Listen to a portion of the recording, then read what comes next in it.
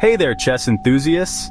Welcome back to another exciting episode where we dive deep into the world of chess strategies. Ready to shock your opponents and clinch victory in just 10 moves?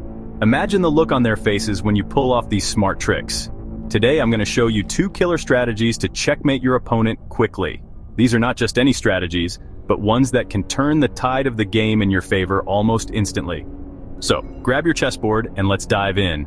Whether you're a beginner or a seasoned player, these moves are sure to add some excitement to your game. First up, the scholar's mate. This is one of the most famous and effective opening traps in chess. This classic 4-move checkmate is a perfect trap for beginners or anyone who's not paying attention. Here's how it works. Start with e4. This move opens up lines for your queen and bishop. Your opponent responds with e5. This is a common response and sets the stage for your next move. Next, bring out your queen to h5. This aggressive move puts immediate pressure on your opponent.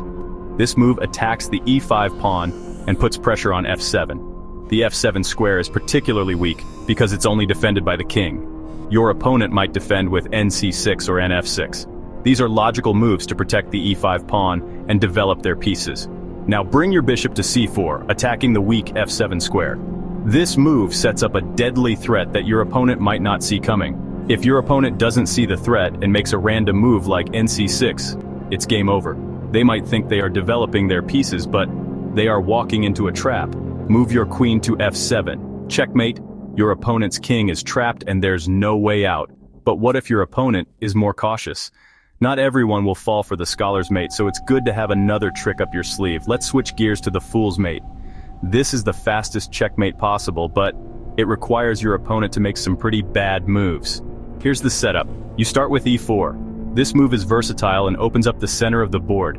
If your opponent responds with f6, you're in luck. This is a weak move that doesn't help their position much. Follow up with d4, controlling the center. This move puts pressure on your opponent and prepares for your next attack. If they move g5, bring your queen to h5. This move sets up a direct attack on the weak f7 square. Believe it or not, that's checkmate. Your opponent's king is trapped with no escape.